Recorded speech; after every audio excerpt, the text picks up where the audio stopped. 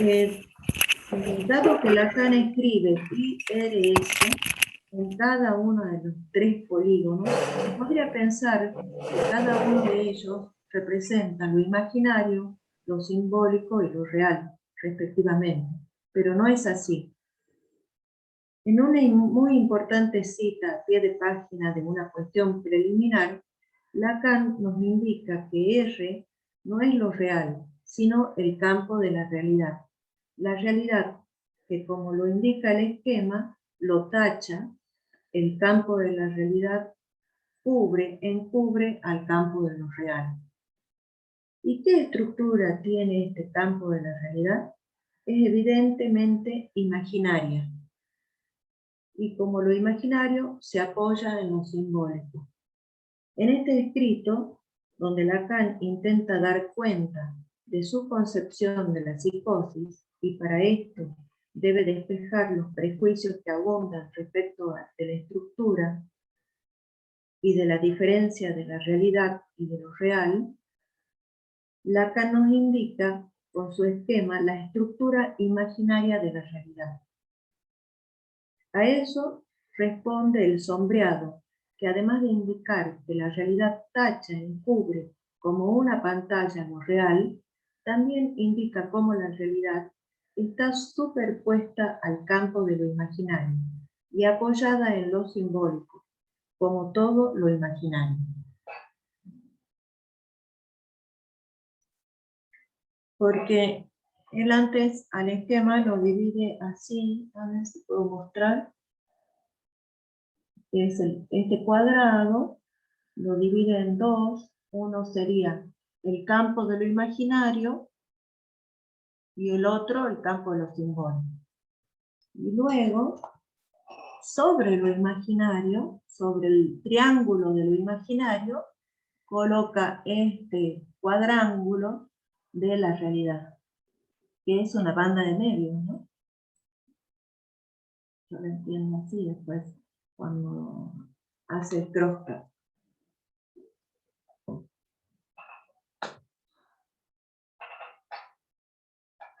Bueno, no sé, no está Águeda. Ay, ¿quién lee?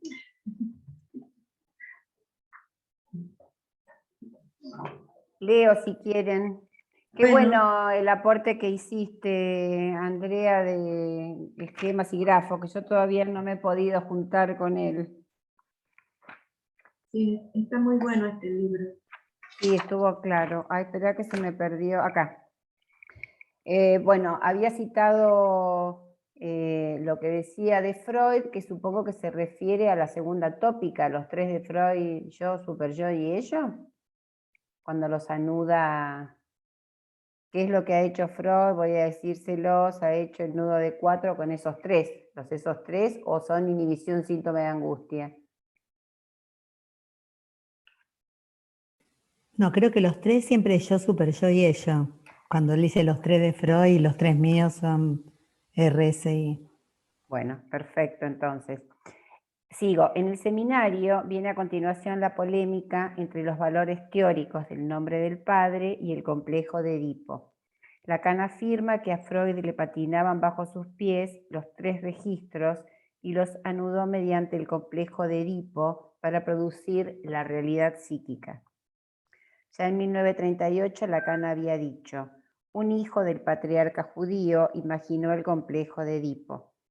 Tal vez, bueno, el pie de página hace unas referencias a esto, de que él dice que a Freud le faltó estudiar un poco de religión judeo-cristiana y todo lo demás. También había dicho: un hijo del patriarca judío imaginó el complejo de Edipo. Tal vez ustedes sepan que Lacan siempre le criticó a Freud respecto de su posición personal, no haber analizado su relación al padre y con respecto a su trabajo teórico, cierta insuficiencia en el estudio de la teología. Freud nunca revisó bien la concepción de Dios por parte de los judíos, ni la concepción de los dioses entre los griegos, ni tampoco estudió bien el tema en el cristianismo. Entonces vean cómo propone Lacan entender realidad psíquica. La realidad psíquica es la articulación de los tres registros. pero ello no significa ir hacia ninguna otra escena, a contrastar esa realidad, porque no existe tal otra escena respecto de lo que Lacan designa realidad. Bueno, está el grafito de los tres, en el centro el A. Podríamos hacerlo y el segundo gráfico aparece como esa media banana, que después supongo que será con lo que trabaja él, la teoría de nudos, el síntoma y eso. Observen ustedes que no hay ningún nudo que valga como la realidad. Ninguna de las cuatro consistencias o de los cuatro círculos es la realidad. No pierdan de vista que para Lacan la realidad nunca participa como un elemento, porque no es un elemento. Sí está lo real, pero con lo real solo no se puede operar en el mundo humano.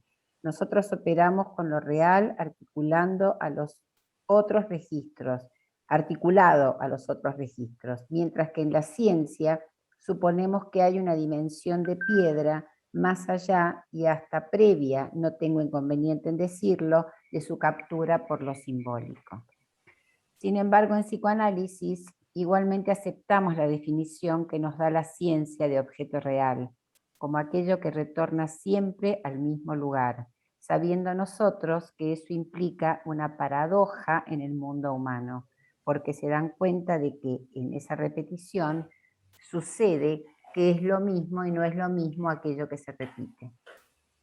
En ciencia, para ser considerada real, una condición de cualquier sustancia es que sea lo mismo y lo mismo. Para cualquier investigador que acceda al mismo objeto en las mismas condiciones de experimentación. Retomo mi ejemplo anterior. Si la selva era inadecuada para la jirafa, ¿por qué no había ya ramas altas para comer? ¿Qué sería la condición real de una selva? 85% de humedad, 300 milímetros de lluvia por año, etc. Más aún, hasta podríamos tener una definición real de selva. Tenemos en nuestra definición del real un punto en común con la ciencia. En ambos campos se trata de lo que retorna siempre al mismo lugar. Como verán, lo real sería muy poco apto para inscribir la realidad, ya que ustedes por realidad están queriendo nombrar la diferencia de cada uno, mientras que para Lacan se trata de lo que retorna siempre al mismo lugar como articulación de los tres registros. Hasta ahí, ¿algún comentario, alguna pregunta, alguna duda que nos surja? Sí, A mí sí, me sería? cuesta un poco, No, decí vos. me cuesta un poco entender esto que afirma Alfredo, ¿no? De que lo real junto con la ciencia o el campo de la ciencia tiene algo en común, y es que se trata de lo que retorna siempre al mismo lugar. No sé si alguien podría ayudarme como a ejemplificar un poco más. Vamos, Andrea.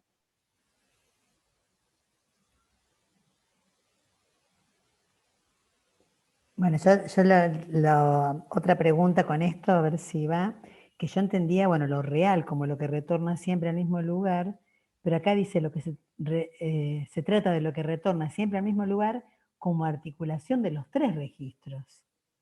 Así que ahí se me hizo un lío, o tiene que ver con esto que con lo real solo no se puede operar, sino en la articulación con los tres registros que decía antes. A ver si alguien tiene alguna cosa, una claridad también en relación a esto. Sí, yo lo real en ciencia, esto de que retorna siempre al mismo lugar, lo entiendo como, bueno, obtener la generalidad. Entonces, cuando uno verifica que el hecho se repite de la misma manera, bajo las mismas condiciones, se retorna así, al mismo lugar y generaliza. Es decir, pero sería en ciencia experimental, me parece, obtener una regularidad y generalizar ahí a partir de esa regularidad una ley. Pero el psicoanálisis se lo toma como que regresa al mismo lugar, pero que es paradójico porque no regresa al mismo lugar. por la estructura del significante. No entiendo yo. Ahora, ¿cómo articular esto con 3 registros? ¿Por qué? Paradójico, Andrés, eso no me queda claro. Por la estructura significante, que decíamos que es paradójica, un significante significa, no significa lo mismo, ¿no? Es lo mismo, no es lo mismo. Cuando damos el ejemplo, mi madre es mi madre, es lo mismo y no es lo mismo. Cae Me el parece principio que de lo que identidad.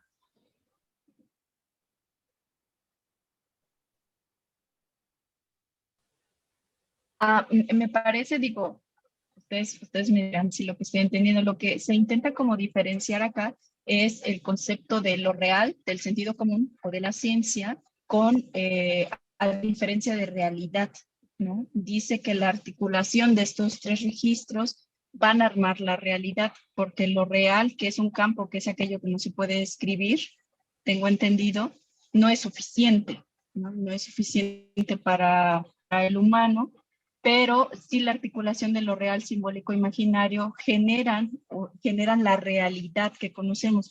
Pero para el campo de la ciencia, esa realidad es considerada como real. No sé si lo estoy entendiendo No, o sí, a mí me va por parece que sí, que otra está cosa. diferenciando exactamente lo real de la realidad. Y ahora que lo volví a leer, justamente lo que articula, retorna con la articulación de los 3 registros, la realidad para Lacan. Lo real es uno de esos 3 registros, ¿no? Ahí les voy a leer una pequeña cita de Lacan del Seminario 22, que es de donde sacó esta cita, que me parece que hace alusión ahí claramente Lacan a que para él no hay otra definición de lo real intuitiva, que creo que es lo que él llama realidad. Y dice así: como me gusta mucho escribir en el pizarrón, les escribo lo mínimo. Este mínimo es bastante como para que ustedes reconozcan allí, a la izquierda, el nudo Borromeo.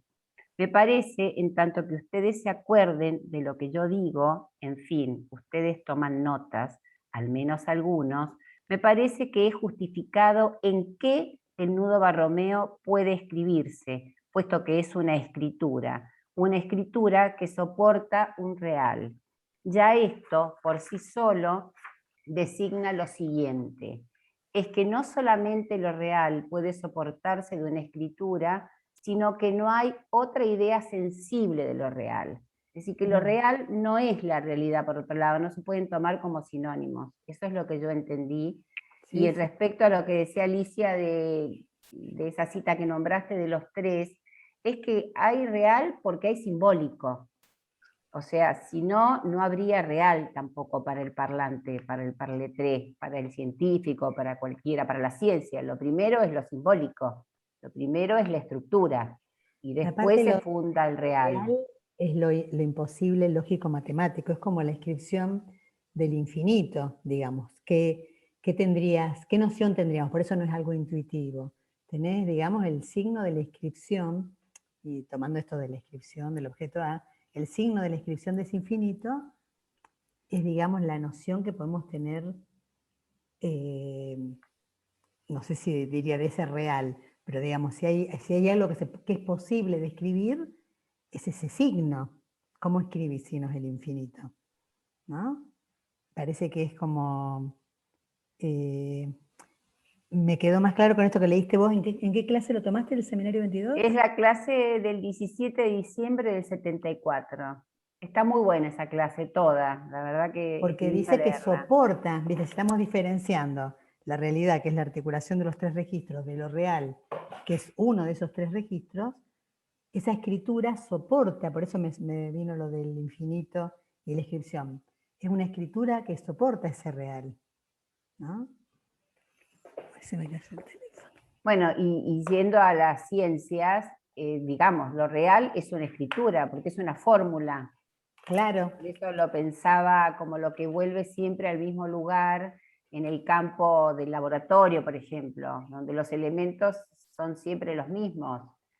o lo que diría dentro de las 3 definiciones del real, lo que no cesa de no escribirse, ¿no? O como lo que retorna siempre al mismo lugar en ese sentido, y también en el sentido que planteó recién Andrea respecto a la paradoja que introduce el significante, que en cuanto tal no significa nada, por eso la repetición es y no es lo mismo, digamos, no es que necesariamente, porque tiene que ver con la definición de estructura, de conjunto covariante de elementos, como que en función del lugar que ocupan y en relación a la diferencia, es que ocupan y definen lo mismo o no lo mismo.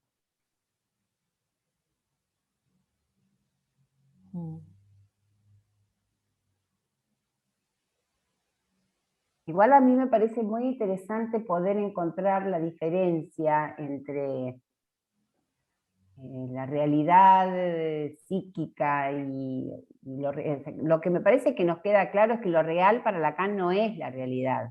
Son dos conceptos Sí, distintos. No está sí, hablando, sí. cuando él habla de real, aunque a veces pareciera, porque pareciera a veces que lo utiliza como realidad, no se refieren a lo mismo, son conceptos distintos. Lo real para él es como lo define, como es el real de la ciencia, real como imposible, lógico, matemático. O sea, es una abstracción, pero como tal no puede, digamos, trabajarse con eso, porque no es el real de la realidad con la que trabajan, por ejemplo, los lacanianos. No es el hueso, no es María, la carne. pero ¿y esa definición de lo real como lo imposible lógico matemático no es la que él da del goce también, la que Alfredo da del goce? Eso no me queda muy claro, No, ¿no? porque el goce, si vos te fijás en la escritura del nudo borromeo de los 3 registros, aparece el goce fálico y el jouissance, pero en la intersección de los 3. Uno está fuera del cuerpo, no lo tengo aquí exactamente, o sea que, y el otro que tiene que ver con el oigo sentido, están en la intersección, no me acuerdo si lo Uno es simbólico y lo entre real y imaginario. simbólico, donde Ahí también está el está, síntoma, creo que es el goce fálico, ¿es ese? Y ahí, otro entre el real y lo imaginario, claro. porque en la otra intersección está el sentido, sería. Pero bueno, después sería para pensar, como vos decís, bueno, cómo pensamos esta diferencia, ¿no? Porque ahí lo ubica, lo recorta, digamos, el campo donde estaría algo del goce, ¿no? Y ahí ya nos metemos a abrir otra ventana que es muy amplia. Yo diría que tratemos ahora de poder diferenciar o de intentar acercarnos a la diferencia entre lo que es para Lacan el real y Y la la realidad. realidad y lo que nos plantea Alfredo en esta clase, que es bastante habitual trabajar con el concepto de realidad psíquica entendida como la mirada subjetiva o la mirada individual. Y yo recuerdo en la facultad, por ejemplo, cuando leíamos a Freud, que era algo así, se planteaba, que lo que no importaba si era, por eso algo importante que viene ahora, que es la relación con la verdad, si lo que decía el paciente era verdad o no era verdad, ¿no? Y me acordé del caso del hombre de los sesos frescos, en la dirección de la cura, del caso Cris, ¿no? Donde el psicoanalista le quiere demostrar fehacientemente la realidad entendida como eso, como la experiencia, lo que se ve, lo que se siente, porque el tipo siempre pensaba que era un plagiador, ¿no? Y en realidad el psicoanalista le entraba diciéndole, pero no, mire, yo he leído su libro, usted no está plagiando a nadie. En realidad la pregunta no era esa no era la realidad psíquica, la fantasía del paciente, porque el tipo en realidad, como dice Lacan, no plagiaba nada porque no era la pregunta era que por qué él no era capaz de tener una idea y se la tenía que robar a otro, ¿no? Algo así era, me acuerdo. Pero digo, me parece que está bueno que acá Alfredo lo que trata de limpiar y de deconstruir es cómo se trabaja, porque no es lo mismo fantasía que fantasma, no es lo mismo realidad que real, no es lo mismo realidad, no hay para Lacan una realidad y un homúnculo o una cosita que sale de ahí que es la realidad, que es el cristal con el que miramos. Hay una sola realidad y que como tal no existe previa. Es una construcción también en análisis. María, Así lo entiendo. María, vos sabés que acá en los escritos, ¿no? En una partecita sobre el discurso histérico, dice, la ambigüedad de la revelación histórica del pasado no proviene tanto del titubeo de su contenido entre lo imaginario y lo real, pues se sitúa en lo uno y en lo otro. No es tampoco que sea embustera, es que nos presenta el nacimiento de la verdad en la palabra y que por eso tropezamos con la realidad de lo que no es verdadero ni falso. Y hay una aclaración, dice, al no haber una verdad verdadera, deja de existir también una diferencia entre verdad y mentira, realidad y ficción. Verdad mentirosa o mentira verdadera son solo dos caras de la misma moneda. La realidad pasa a ser verdad ficcionada, mito operativo, semblante saber sobre determinada verdad, o más poéticamente expresado, una suerte de singular producción de lo verdadero. Y para agregar más a la confusión. No, estuvo bueno lo que decís, porque a mí, por ejemplo, me hace pensar, y creo que después más adelante en la clase está, porque la verdad que es jodido decir que algo no es verdad, ¿no? Cuando vemos la historia da testimonio de ciertos hechos, o cómo trabajar cuando alguien viene con un relato que para él es verdadero. Y está el ejemplo del caso Dora que toma Alfredo, ¿no? Como que claramente era verdad que ella era un objeto de intercambio entre ese padre que coqueteaba con la señora acá y todo lo que sabemos que pasaba en esa historia. Pero me parece que lo importante de esto es cómo la verdad como valor es posible que cambie, porque entonces si uno sigue hablando, supongo yo, y cambia la perspectiva, cambia, ya ahí en todo caso podemos abrir y llegar a pensar, bueno, a lo mejor la señora acá estaba porque era un convenio que tenía con la esposa, el señor K, donde con tal de que a la esposa no la jorobara, hacía la vista gorda y tenía un amante, no sé, abrir otra realidad, y me parece que eso es lo que aporta la posibilidad del medio decir de la verdad, la incompletud, el saber cómo algo a construir, y esa es la posibilidad de que el analista tenga algún trabajo que hacer con esa historia. Y algo de esto supongo que tendrá que ver más adelante cuando veamos el objeto A y todo esto que estamos viendo, y la causa, y la creación, y todo eso. Fíjate que ahora en la filosofía de la historia se trabaja mucho la meta-verdad y la meta-historia, ¿no? Como esa historia que no se dice o la que se esconde debajo de la alfombra. Si bien has visto que la ciencia de la historia trabaja con heurística y hermenéutica, ¿no? Pero ¿qué pasa cuando la heurística es falsa?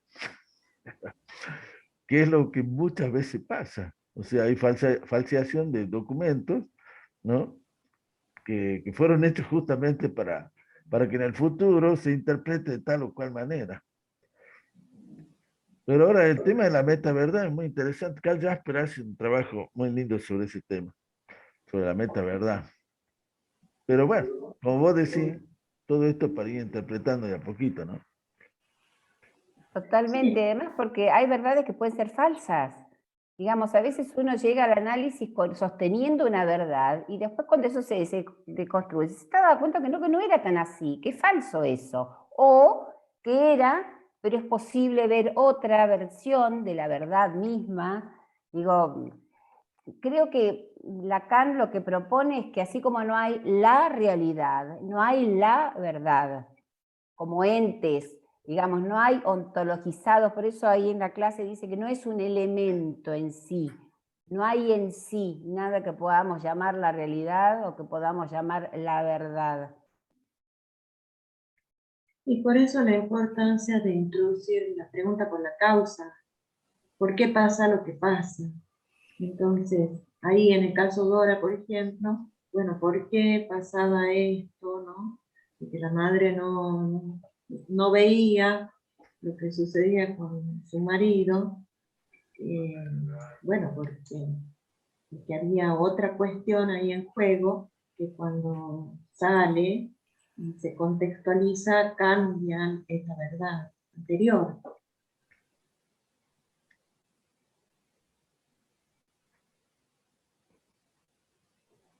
Esmeralda, ¿se te aclaró un poco el panorama? Gaby. Bueno, no sé si este tema ya lo han tocado anteriormente o cada quien va haciendo su propia lectura de lo que entiende, por ejemplo, lo de los registros, ¿no? Porque entiendo por lo que he ido escuchando y leyendo que este tema que traemos ahora de lo real es lo imposible lógico-matemático. En cuanto se sostiene en la escritura, cambia, o sea, pasa a otro registro, pasa a lo simbólico, por ejemplo, si estamos hablando de fórmulas, de matemas, entonces eso que al registro de lo simbólico sigue quedando ahí, porque lo que mencionabas, María, en la cita que hiciste, donde se dice que se sostiene, ¿no? En la escritura, lo real. No sé si me estoy haciendo más bola. Yo lo que no diría, o sea, siempre hay que partir de la base que lo real es efecto de lo simbólico. O sea, que no es que hay un real y que luego viene lo simbólico a tratar de cernirlo, y entonces muchas veces la interpretación es que como ese simbólico es incompleto, queda algo de lo real por fuera que no se puede cernir y que entonces es lo que no se puede decir, lo inefable, lo que después se va a tramitar como este goce, ¿no? Que queda por fuera de lo simbólico. Lo que me parece que siempre hay que tener en cuenta que es que Lacan sostiene esto, que no hay una realidad prediscursiva y eso implica que no hay algo que se entienda como realidad o lo real. Todo es efecto de lo simbólico, lo imaginario y lo real. Por eso dice que lo real se soporta en una escritura. La escritura hace a esto, a lo simbólico. Por eso se puede escribir una fórmula, porque hay lo simbólico. Por eso podemos definir el concepto de real, porque está el simbólico previo. Así lo entiendo, me parece. Después habrá, no sé, si por ahí venía tu pregunta, o si alguna de las chicas tiene algo más para aportar. Andrea. Hay una parte literal que dice, no hay ninguna realidad prediscursiva, cada realidad se funda y se define por un discurso. Eso es literal. Claro. Como que el real es fundado por lo simbólico. Y todo orden simbólico, o toda estructura, no sé cómo llamarla, estructura simbólica, por lo menos en matemáticas, tiene un imposible desde las matemáticas, que hay ciertas operaciones en determinada estructura que pueden ser resueltas y otras no, ciertas operaciones. Por ejemplo, si vamos a los números naturales, bueno, podemos resolver ciertas operaciones, pero hay algunas que no, por ejemplo, -3, -4 no podemos hacer. Entonces, eso es un imposible dentro de ese campo. Entonces, ese imposible a su vez inaugura un nuevo campo donde se puede resolver esa imposibilidad.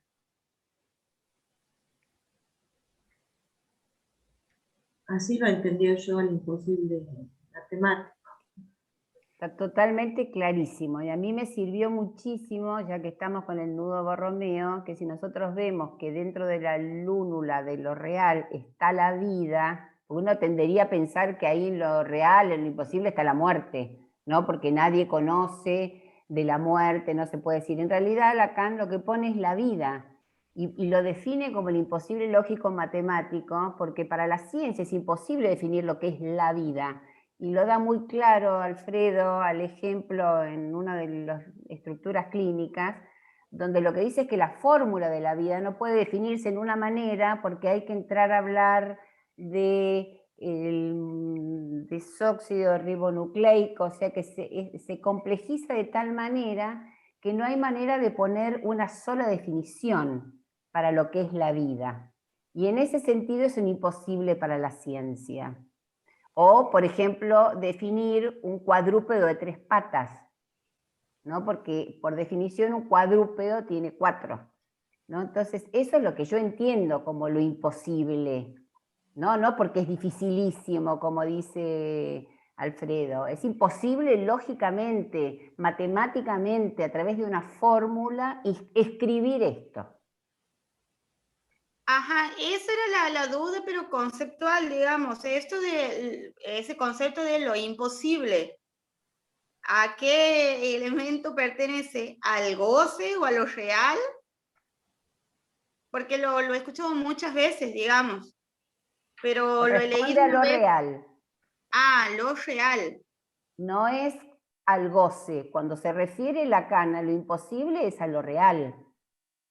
El goce es otro concepto que en todo caso a lo mejor te suena a vos tanto como lo imposible, porque es lo que maneja cierta clínica del goce actualmente, o Miller particularmente en sus paradigmas del goce, como lo imposible de tramitar es el goce, porque queda fuera de lo simbólico, y entonces vos tenés que arreglarte con tu goce. La única posibilidad de vérselas con el goce es acotar el goce.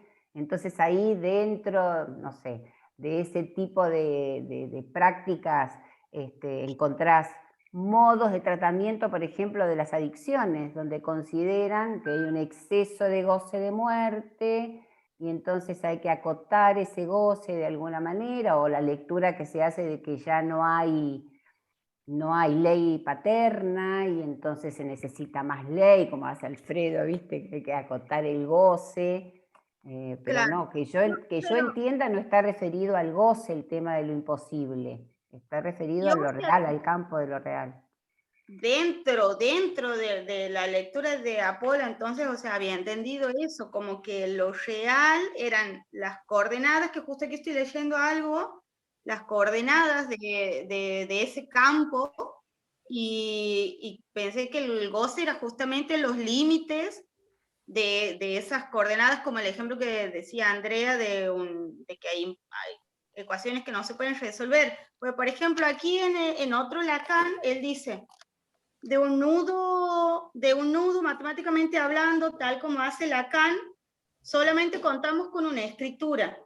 Un nudo no se puede tocar con la mano, en todo caso se puede agarrar las sogas con las que está presentado, pero no el nudo. No se agarra un nudo en sí mismo, se agarran solamente las cuerdas. Eso, esa explicación da de lo real, de que a eso se le llama la escritura, digamos, de lo real. Por eso entendía como, o el ejemplo que da también Bruno Bonor, que dice no es necesario golpearse con que creo que es de Lacan, golpearse con la pared si es que uno tiene los planos de la casa. Por eso yo entendía como que eso, esas coordenadas, los planos, todo lo que fuera,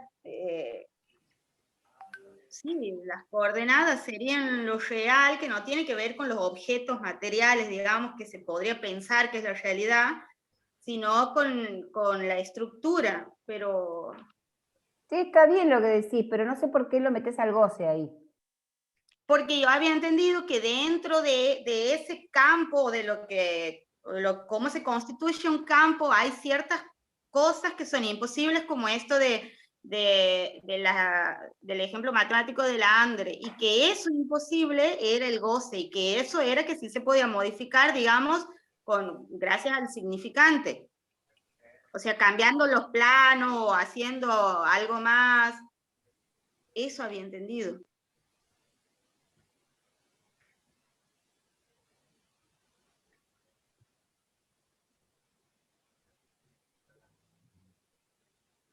Vos sabés una cosa, María. Sí. Vos sabés que Lacan también utiliza el taoísmo, ¿no? Y en este tema de la realidad, hay una parte de su escrito que es muy taoísta y que dice así: es el mundo de las palabras el que crea el mundo de las cosas. Y ese es absolutamente taoísmo. Y vos sabés que eso me hace acordar un poco dentro del estudio del folclore, ¿no? Que cuando yo estoy metido, dice que cuál es la parte que más podemos saber nosotros sobre la historia, ¿no? Y la pregunta es, contame tu historia, contame tu historia. ¿Cuál es tu historia? Entonces, claro, una persona, ¿qué hace? Hace un relato de su historia, pero va a relatar lo que se acuerde o lo que quiere acordarse. O sea, va a crear una historia, o sea, él va a definir su vida, contame tu vida, pero va a ser un relato de su vida. Y ese relato puede estar con cosas verdaderas, pero también con cosas falsas, porque muchas veces nosotros contamos cosas que no nos pasó. O sea, sumamos cosas de otros, ponele, que nos gustó para nuestra historia, y la sumamos y la contamos, y claro, después de muchos años nos damos cuenta que esas cosas no pasaron. Pero dentro de nuestro relato es verdad. Y lo mismo pasa en los pueblos. Los pueblos cuando cuentan su historia están mucho mezclados el relato, el mito, la leyenda. Y ahí te das cuenta lo que es esta cuestión de la verdad discursiva, ¿no? Que no tiene nada que ver muchas veces con la realidad. Entonces, por eso Claro, esa frase tan linda, ¿no es cierto? Dice, es el mundo de las palabras el que crea el mundo de las cosas. Uy, me tengo que ir. Bueno, nos Bueno, vemos, chicos. Alicia, Besito. dale. Chao, besitos. Bueno, no sé, volviendo a lo que decía, planteaba Gaby del goce, está para pensarlo, pero lo podemos trabajar más profundamente. Eh, Creo que tenemos que diferenciar de gozo, pero creo que no es la idea de lo real, ¿no? Goce igual a real, no.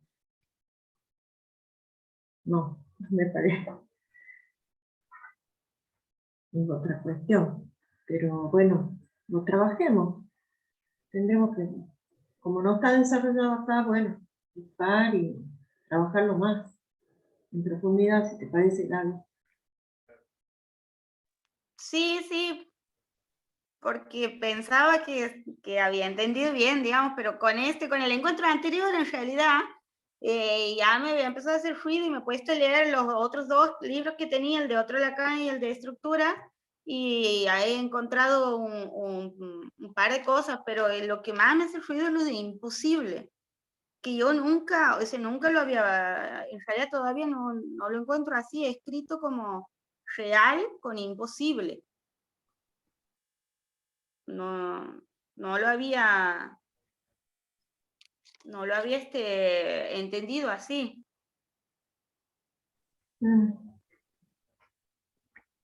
Pero sí lo voy a seguir leyendo. vos habías entendido, a ver si te puedo entender yo, Gaby.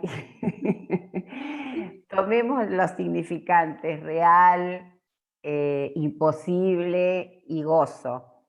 En relación, lo imposible lo habías entendido, en relación a lo real, como una definición de lo real. No, y como una parte, como una explicación del goce, lo había entendido yo. A lo imposible. A lo imposible lógico, y que el campo lógico matemático, como decía José, ¿no? Historia o estas coordenadas que arma una persona sobre su vida, entendí que eso era lo real. Y que obviamente, y que es verdad, no porque es un hecho fáctico o algo, sino porque tiene efectos. Eso había entendido. Y eso, haciendo la lectura, vos decís que hay una exposición de Brunito, donde te parece que decía algo de eso. No, en realidad de Alfredo, porque también había, o sea, lo primero que a mí me interesó de Apola era la lectura del goce, digamos. porque no compartía esto de que no se puede cambiar, o de que era algo así como que había que acotar. Y bueno, lo primero que he visto era, él tiene una conferencia en no sé en dónde, que dice eso, el nuevo concepto del goce. Bueno, ahí desarrolla bastante bien.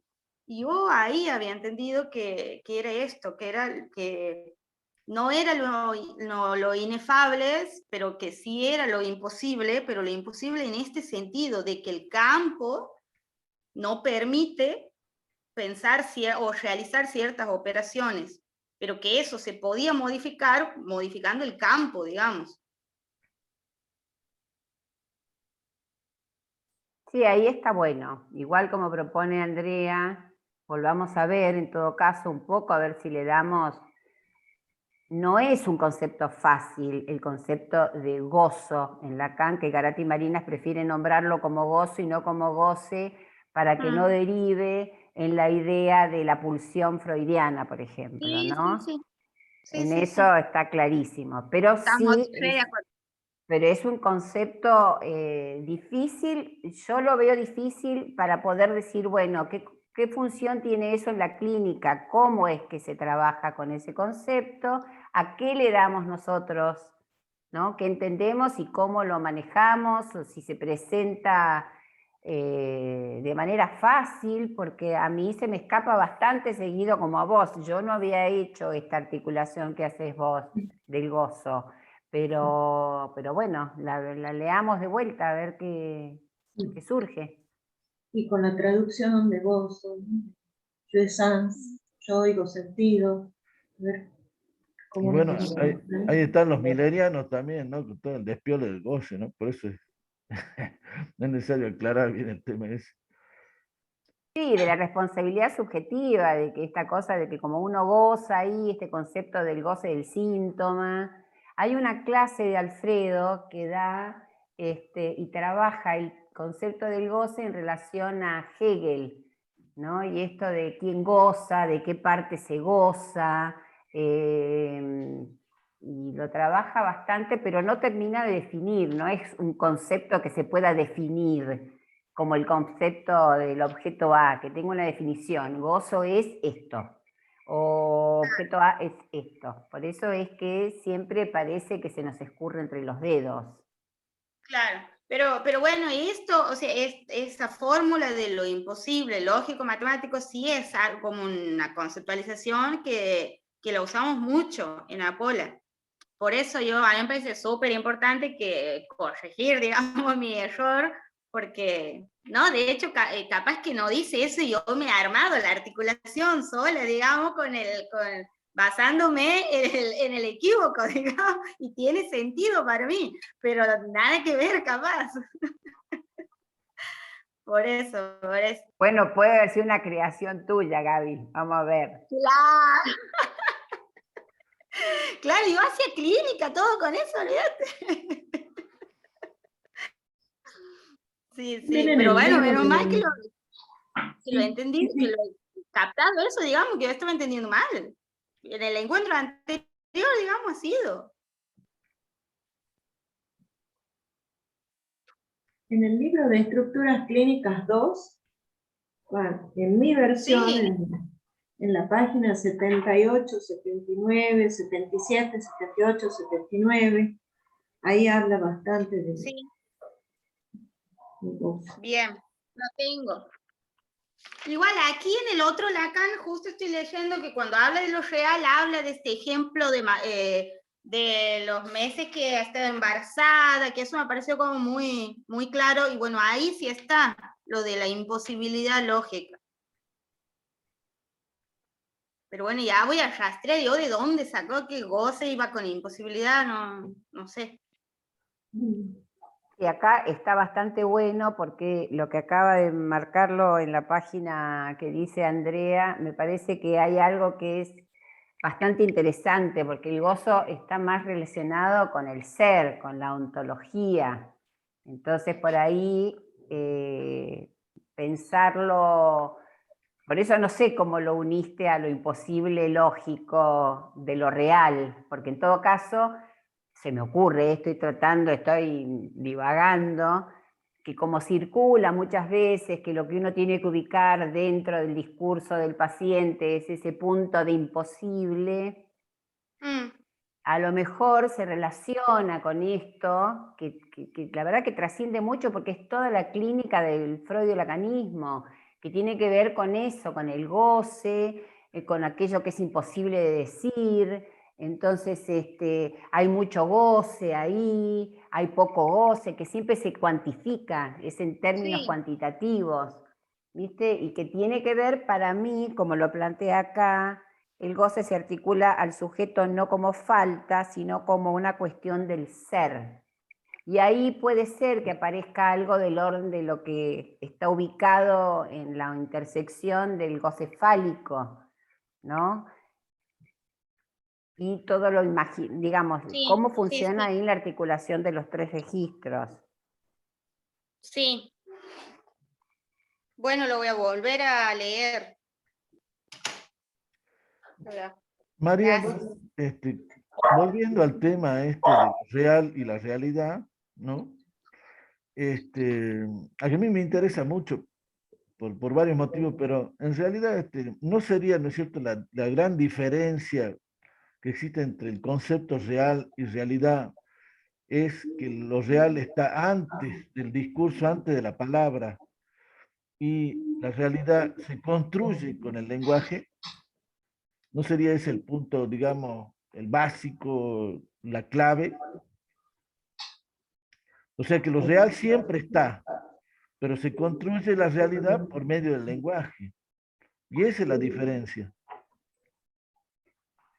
Bueno, ese es un punto fundamental, porque en realidad no negamos que lo real está, que digamos que la piedra está independiente a que alguien la haya nombrado piedra, ponele, para hablar de esto de que el discurso crea la realidad. Lo que digo es que en el campo particular en el que uno trabaja y desde una teoría en particular, que es la teoría del significante, de que no hay para el parletré, porque digamos, lo que nosotros condicionamos, la vida biológica, el viviente queda ya superado por el parletré. Hay algo ahí que es como volver a la vida, lo dice en algún momento Aidea en algún texto de ella muy, muy lindo, como que hay una pérdida de la vida y adviene una nueva vida que es la vida del parletre. Para el parletre la realidad es significante, ¿no? No importa, es como lo da cuenta Alfredo en el origen del sujeto en el Big Bang, no importa lo que hubo antes. La pregunta no es si hubo antes la piedra o es a partir del significante, del discurso. O sea, lo real sería previo a la entrada del significante. Para nosotros no. Desde la teoría lacaniana no hay un real antes, no hay la piedra antes, no está el real del cual habla Lacan, lo funda el significante. Y de ahí, por eso digo, son temas muy complejos, porque a veces se confunden en ese sentido. Pero entonces, ¿hay la realidad o no hay la realidad? ¿Está el banco con el que me llevé puesto y me dolió el dedo? Sí, eso está. No estamos diciendo que no esté. Me acuerdo, no sé si vos te acordás, Andrea, en una de las exposiciones que hizo Félix sobre Marcus, no me acuerdo tanto, que vino un filósofo de los modernos, que vino hace poco, antes de la pandemia, a la Argentina y dio unas conferencias y unas charlas. Y él intentó articular algo de esto, digo, y fue un momento de dilema, porque sí, nadie niega que está la piedra, lo que vemos, la mesa, la silla, que si te rompo una silla por la cabeza te voy a partir la cabeza. Pero me parece que no es lo real al que se refiere Lacan en ese sentido. Sí, lo real no es lo sustancial, material. Exactamente. No es lo biológico tampoco. No es lo biológico. No. Pero es muy difícil, ¿viste qué difícil es poder transmitir esto? Porque estamos tan, los occidentales, como dice Alfredo, tan ontologizados en todo, somos tan empíricos que necesitamos ver, tocar, ¿no? En esto de vivir en la realidad tridimensional, que como recién leía, no me acuerdo si,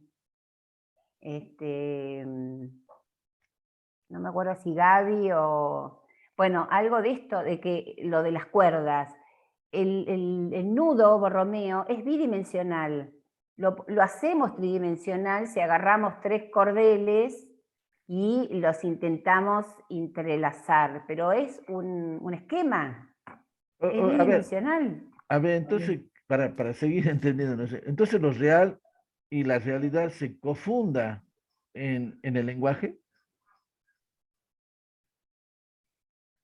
Hay teorías. Esas teorías son posibles porque hay lo simbólico.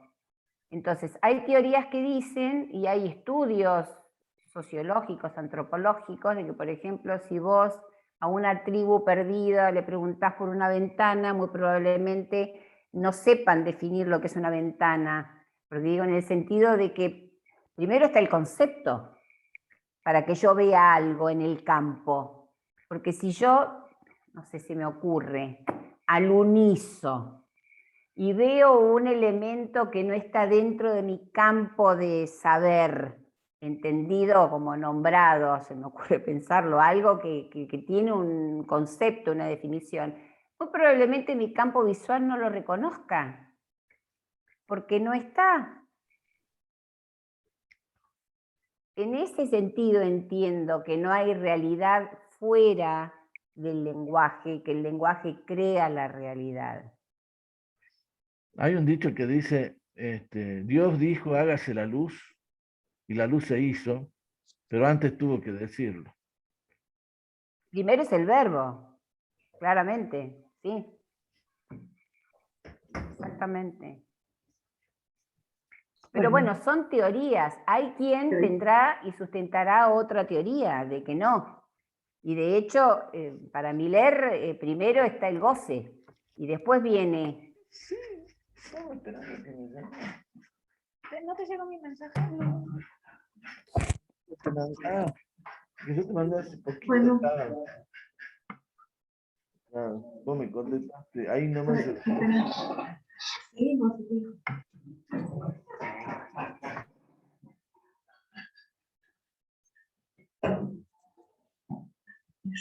Bueno. Pensaba en esto de ¿Seguimos que... leyendo? ¿Qué hacemos con el capítulo?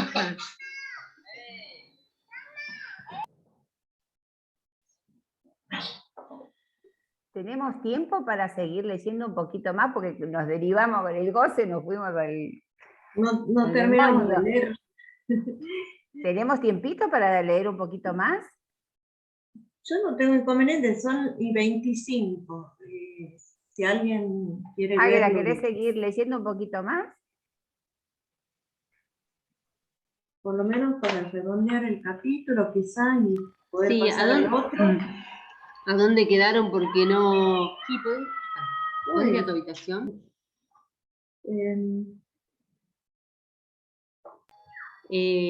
No sé dónde habían quedado. Ahí, a ver dónde está el libro. Ahí está. ¿En dónde quedaron, Andrés, sabes? 207. 207, bien. De todas maneras, creo ahí, el problema con el que... Página 207, ¿en qué sería una psicología? A ver. Acá. Bien.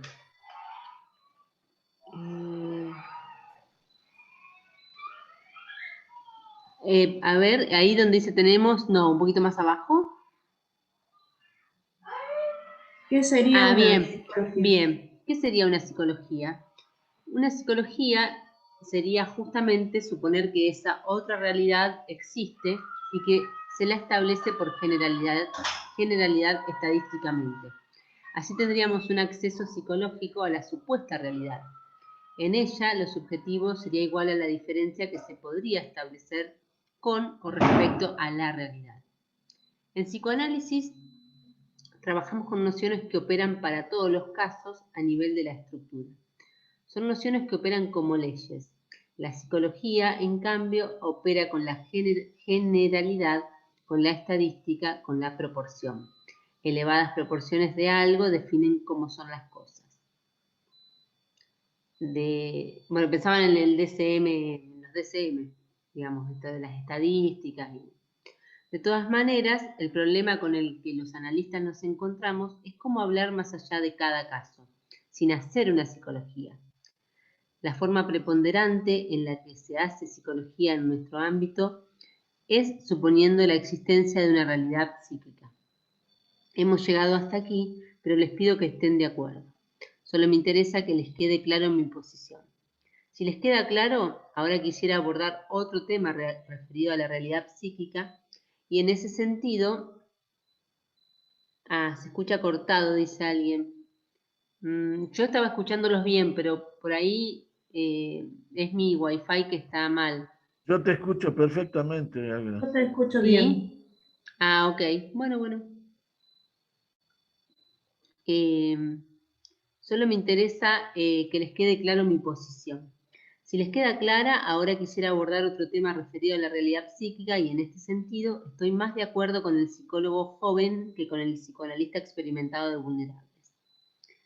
El problema es que la noción parásita de realidad psíquica, Lacan la llamaba así, nos ha hecho vacilar en la posición que los analistas tenemos respecto de la verdad.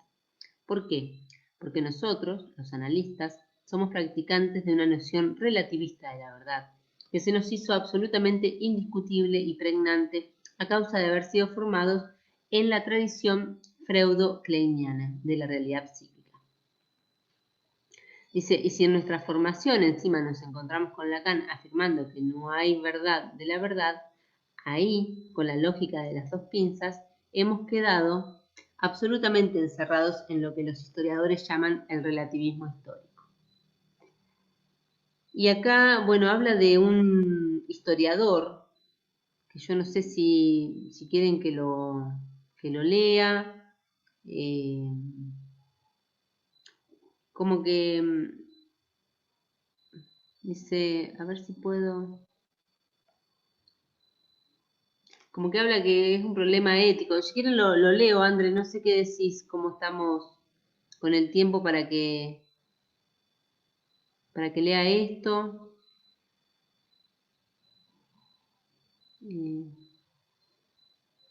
Bueno, dice que es un historiador marxista que se llama Hofbauer, bueno, no sé qué. Yo les propondría que si toman en serio el Universitas Literarum como espacio de formación del analista, no se olviden de incluir la historia en sí misma como disciplina, porque nosotros en nuestro trabajo de una manera historizamos. Se trata de un historiador marxista, bueno, y leo la cita porque bueno, durante los últimos decenios se ha puesto de moda, y no en menor grado entre las personas que se consideran de izquierda, negar que la realidad objetiva sea accesible, que es parecido a lo que estoy diciendo, toda vez que lo que llamamos hechos existe solo en función de conceptos previos y de problemas formulados en términos de los mismos. El pasado que estudiamos no es más que una construcción de nuestra mente. Dice, una de estas construcciones es, en principio, tan válida como cualquier otra, tanto si se puede respaldar con lógica y hechos como si no. Mientras forme parte de un sistema de creencias emocionalmente fuerte, en principio no hay, por así decirlo, ninguna manera de decidir que la crónica bíblica de la creación de la Tierra es inferior a la que proponen las ciencias naturales. Y dice, yo escuché a varios autores lacanianos sostener esto, que la ciencia no es más que un relato, y en este sentido es como el relato de la Biblia o cualquier otro, pero nunca lo leí en Lacan. Cualquier tendencia a dudar de este positivismo y ningún término indica un rechazo más total que este, a menos que sea el término de empirismo. Resumiendo, creo que sin la distinción entre lo que es y lo que no es así, no puede haber historia. Roma venció y destruyó a Cartago en las guerras únicas y no viceversa. ¿Cómo reunimos e interpretamos nuestra muestra escogida de datos verificables es otra cosa. En realidad, pocos relativistas son totalmente fieles a sus convicciones. Ay, se me fue esto. A ver. Bien. Esto yo lo verifiqué. Los lacanianos que dicen que las versiones históricas son todas construcciones discursivas y que ninguna es más valiosa que otra, cuando llega el momento de divorciarse de sus mujeres dicen que son ladronas, malas amantes, idiotas. Y si uno osa advertirle que, bueno, pero si aplicamos el relativismo, te contestan, ¿pero qué relativismo? Andate a, estás del lado de ella. Y bueno, sigue la cita. Al menos cuando se trata de decidir cuestiones como, por ejemplo, si el holocausto hitleriano tuvo lugar o no. Es muy interesante, esto me parece un buen punto en Occidente, no sé si ustedes saben que el 60 o 75% de la población alemana y austríaca, tal vez un poquito más, sostiene que el exterminio judío no existió, que es un cuento judío o yanqui judío para desprestigiar a Alemania y a Austria. Bueno, pensaba en todo este movimiento que hicieron negando la pandemia, digamos, como, ¿no? Este relativo. Sí, los negacionistas, claro. Sí, Siempre que están en algunos todas las terminaron muertos, digamos, tuvo efectos esa negación. Dice, ¿se dan cuenta de que les estoy trayendo un problema ético? Como siempre, los argentinos no estamos carentes de ejemplo. ¿Qué hacemos con la dictadura militar y los 30.000 desaparecidos? Los militares argentinos hacen como en el chiste del caldero agujereando.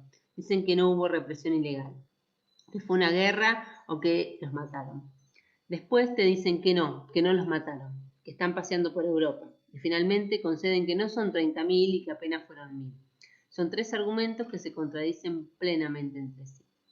Mi impresión es que si los análisis habitualmente no suelen conducir a buen puerto o se demoran infinitamente en aproximarse a él, es por la claudicación ética de los analistas respecto de la verdad, a la que tendemos a confundir con la realidad psíquica, creyendo que se trata del cristal con que se mira. Trabajar con la noción de realidad psíquica supone una claudicación ética en el punto donde es el analista quien queda proponiendo a su analizante que se trata de la realidad psíquica. Me parece que si nosotros atendemos neuróticos, si somos psicoanalistas, esto es, que trabajamos en el campo restringido de la clínica bajo transferencia, no establecer desde la perspectiva ética la sanción que le compete al otro es claudicar totalmente de la posición del analista, impidiendo toda posibilidad de análisis y reforzando para colmo al superyo. Por lo tanto, no trabajamos con realidad psíquica, no existe eso.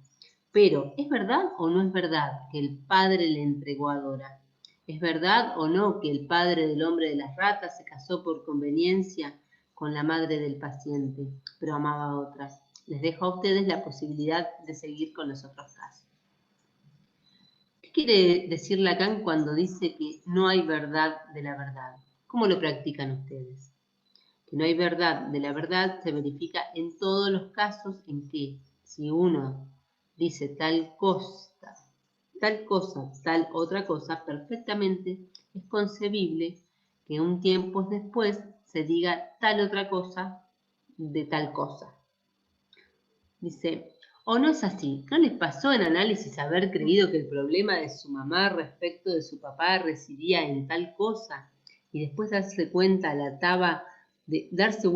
taba de una manera sorprendente y encontrarse con que no, que era su papá que en relación a su mamá tal cosa y tal otra cosa? Cualquiera de nosotros podría utilizar estas situaciones para decir, ¿ves? No es verdad.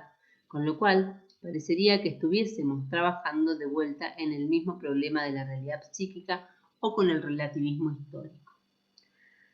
Lo que yo les propongo es que sí hay verdad, que taxativamente sí la hay, que no hay posibilidad alguna de análisis practicable si no se comienza por establecer justamente esto que Lacan, como tuvo mucha dificultad en decirlo, dijo así: la rectificación de las relaciones del sujeto con lo real.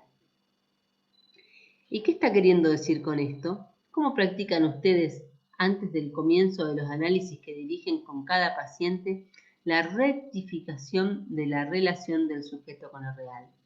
Que sí, que es verdad, que la venció o no la venció, que sí o no fue un caso de casamiento por conveniencia. Yo no estoy diciendo que el valor de verdad no pueda cambiar, porque yo mismo he verificado en mi propia historia que ha variado. Y vieron que sorprende más cuando más inscripto haya estado el anterior valor de verdad como interpretación de lo que pasaba. O sea, cuando ya tenías la clave, es ahí que cuando se da vuelta la taba más te sorprende. ¿En qué análisis medianamente exitoso y con buen tiempo de desarrollo esto no se produce? Todo análisis requiere al menos 2 de estos vuelcos sorprendentes. Ahora bien, establecer que sí sea verdad o que no sea verdad posibilita el análisis, ya que es verdad o no es verdad, sí o no, y no más o menos. Claro. Es que no, dice, el que no haya verdad de la verdad nos deja alertado de que puede ser que el papá de Dora haya querido tener relaciones con la señora K, porque quizás su esposa no le prestaba la misma atención. Obvio que la pregunta es, ¿y la mamá de Dora? Pero señora, usted le estaba haciendo un cuerno así de grande. ¿En dónde estaba usted cuando su marido con tos se iba al final del pasillo del hotel, allí justo donde su amiga alquilaba la habitación de enfrente porque tenía jaqueca? Entonces una cosa es suponer que el marido le metía los cuernos y otra, que sí va a cambiar la estructura de la historia, es descubrir que la mamá de Dora se casó con ese señor porque siempre estuvo enamorada de otro muchacho antes del casamiento y que se casó con ese tipo porque le daba lo mismo o por conveniencia o váyase hoy a saber por qué. ¿Entienden que ahí pasa a ser el acto del padre de Dora consecuencia de otro acto que lo inscribe dentro de cierta lógica? No es que cambia el valor de verdad de ese acto, sino que se inscribe dentro de otra lógica donde la mirada del sujeto cambia de posición y se dirige hacia otro punto. Esos son los cambios de verdad que se van produciendo en análisis. Hay valor de verdad y ese valor de verdad hay que establecerlo en análisis. Sí, somos detectives. Fue Lacan el que más planteó al analista como detective, ya que es el analista que introdujo como ninguno la pregunta por la causa. Nosotros somos los analistas que nos embanderamos en la enseñanza del psicoanálisis que sostuvo. Hay que preguntarse por qué. Y el trabajo es de investigación. Sin lugar a duda, para establecer por qué le pasa lo que le pasa. Les advierto que hay tantos análisis que se olvidan de preguntarlo, que a veces de ninguna manera se elabora por qué pasa lo que pasa. ¿Por qué el objeto A pasó a ser la explicación de todo? Porque el objeto A... Hay un goce. No, lo que pasa es que goza con eso. Y esa es la explicación de por qué hace lo que hace. Lacan no introdujo la explicación mediante el goce. Lacan es el psicoanalista que se caracterizó por introducir de una manera radical la pregunta por la causa. Y la pregunta lleva a establecer si sí o si no, y no es con ambigüedades que eso se establece eso. Ahí la clave es el timing, la oportunidad. No digan de primera, pero si su padre es un chanta. ¿Su padre es un chanta? Porque el modelo de florero invertido lo tendrán sobre vuestras cabezas con flores, agua y todo. Obviamente hay que dar una vuelta a toda la red discursiva para que eso pueda ser dicho. No hay realidad psíquica. Lo que sí opera para cada uno de nosotros es una maquinita que nos escribe un límite, un marco y un libreto para ella. Un libreto. Nadie dijo que el marco implica lo que no puede haber después, sino que se trata de operar con el marco y que trabajemos con la condición particular. Y eso no significa que seamos relativistas en la noción de verdad, aunque no haya verdad de la verdad. Sí, estamos abiertos a que, si fue cierto, si fue verdadero lo que hemos dicho, podemos llegar a sorprendernos de que se inscriba en una realidad superior que lo rectifique. Desde esta perspectiva es como vamos a trabajar en la próxima reunión la noción de realidad, a saber, estructurada a partir de la extracción del objeto A. Por lo tanto, lo que anuda lo real con lo simbólico y lo imaginario es el objeto A bajo el modo de su extracción. Para trabajar la extracción del objeto A, vamos a comenzar por la elaboración del plano proyectivo y la introducción en el plano proyectivo del punto de fuga al infinito.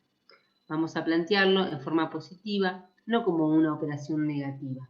Lo que planteo es que cada uno de aquellos seres humanos hablantes que nos consideramos psicóticos operan con la lógica establecida por el objeto A como perdido desde el origen, como extraído. Si afirmamos esto, es que tenemos algo, la extracción, no que nos falta algo. A los psicóticos les falta algo, la extracción, y por eso parece que tienen el objeto A.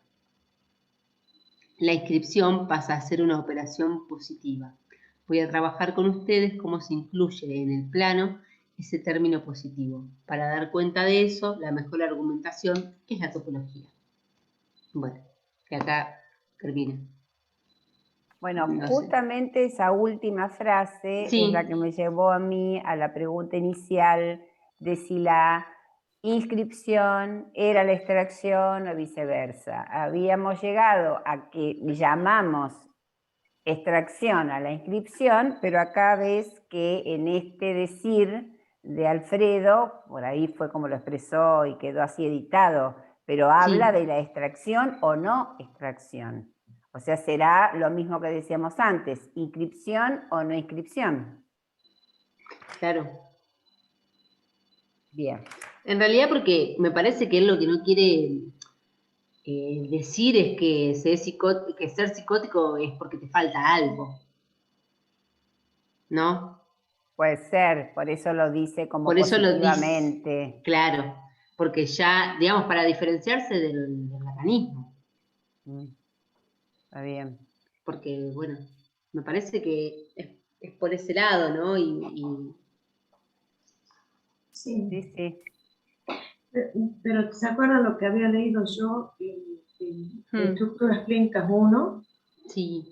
Decía, ¿cómo se denomina en psicoanálisis lacaniano la inscripción de la falta?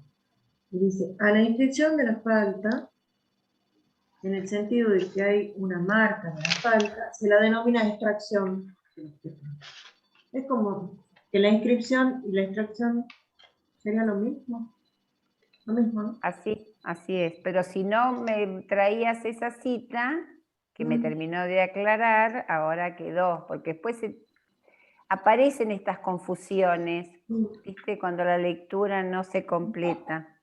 Y ahí en el párrafo anterior, ahí queda súper clarito que la realidad para Lacan es el nudo Borromeo cuando dice, no hay realidad psíquica, lo que se opera para cada uno de nosotros es una maquinita que nos escribe un límite. El límite sería lo imposible, un marco, lo imaginario, y un libreto para ella, lo simbólico. Así lo leí yo, en esa frasecita, ¿no? Qué genia. Pero Sí. no, por ahí es un delirio mío. No, está muy bien leído. Sí.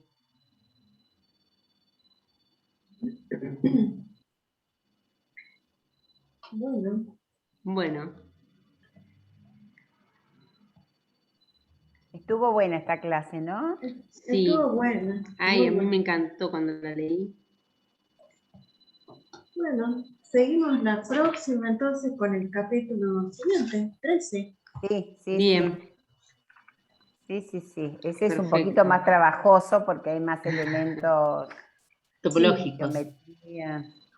¿Les parece que tomemos ese solamente o quieren que tomemos los dos capítulos? Bueno. Es largo este. Largo. Así que tomemos No, está y bien. después vemos y tomamos Sí. el otro porque es muy No. largo este. Es larguísimo, sí, lo estoy viendo, ¿no? Sí, Sí. bueno, tomemos ese y ya lo comunicamos al grupo. Entonces, Perfecto. en 2 semanas seguimos el jueves. De 10. Así es, chicos. Nos vemos. Bueno, gracias. Saludos. Buen Nos fin de- vemos. A ver, aquí.